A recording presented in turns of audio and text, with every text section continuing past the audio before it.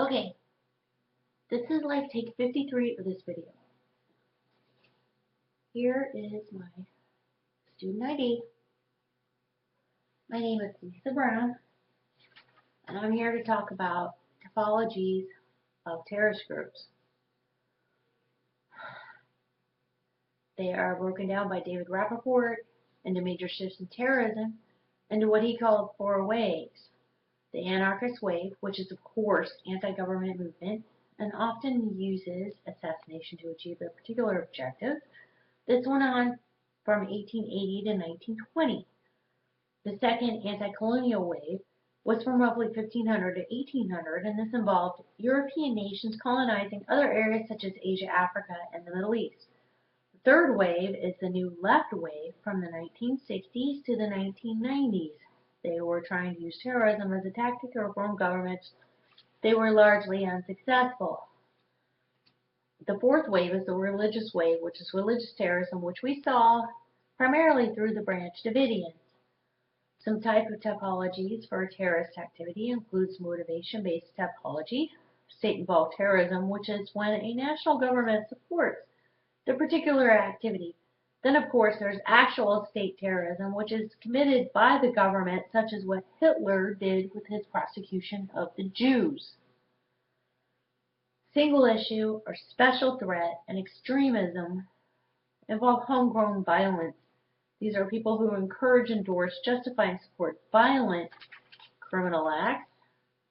In my research, I came across many interesting domestic terrorist groups, including several religious-based groups such as the Army of God, Phineas Priesthood, and the Jewish Defense League.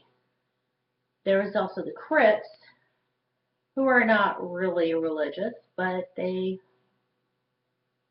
perpetuated the use of crack cocaine, and the Black Panthers.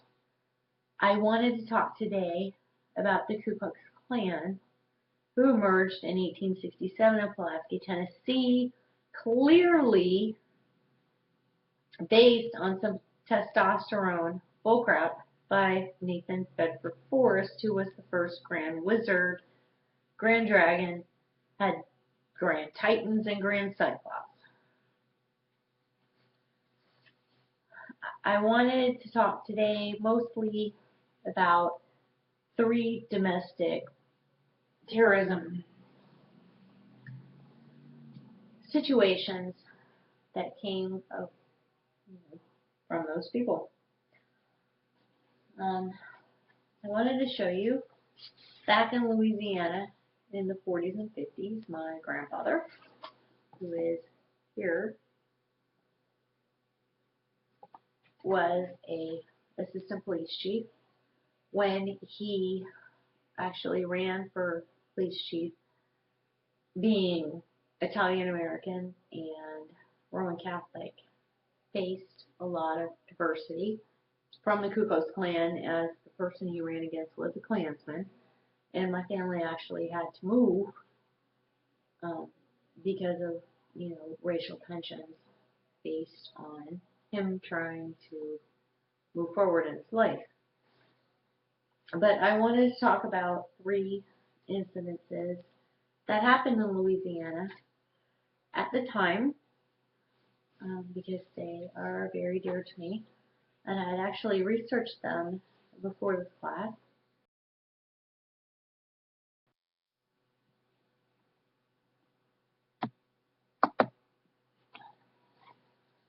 So, anyways, moving on. And I wanted to talk about O'Neill Moore. This is him. That's him right there.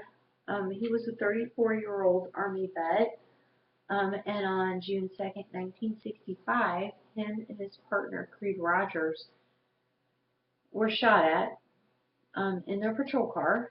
Creed Rogers was not killed, but he was able to identify 2 suspects who were Klansmen and were released, due to lack of evidence. Go figure. The second person I wanted to talk about is right here. Little dapper individual. His name was Joe Edwards. He was Joe Ed to his friends and family. Um, he had three jobs back in the early 1960s. He worked at the Shamrock Motel.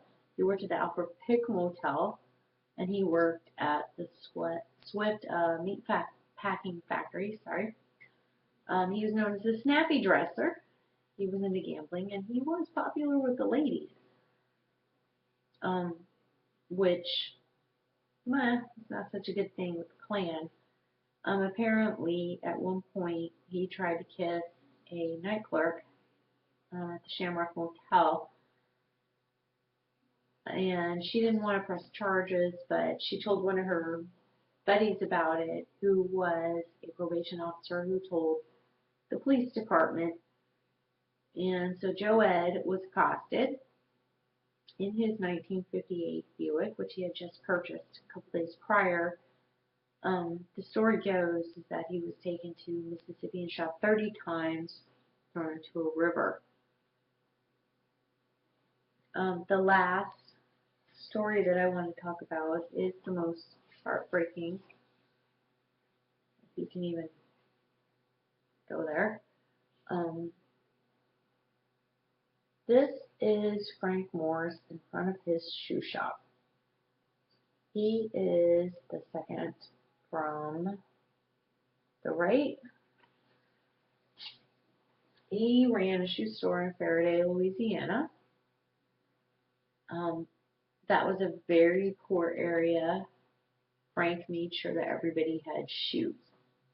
He made sure that, he took credit for shoes where people would pay on their paycheck for the shoes for the kids. And he even understood, the white supremacy problems of the day, and he had curbside service for the white women so they wouldn't even have to get out of their cars, but they could still get their shoes. Anyways, one day there was a deputy DeLauter, Frank DeLauter, sheriff, who wanted Frank to fix the shoes for free. Frank refused, so they took old Frank back into his shoe store, and at a good point, and they burned it to the ground. When Frank tried to escape, they pointed a shotgun at him and told you and get back in the store. They burnt the shoe store to the ground, and Frank died 4 days later with third-degree burns. I want everybody to kind of remember all these things because these things were perpetrated by people that are within our society. They are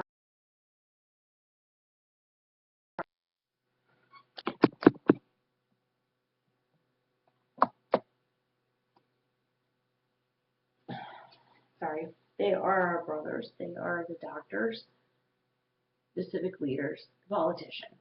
These happened within our walls. These people were just as bad as ISIS.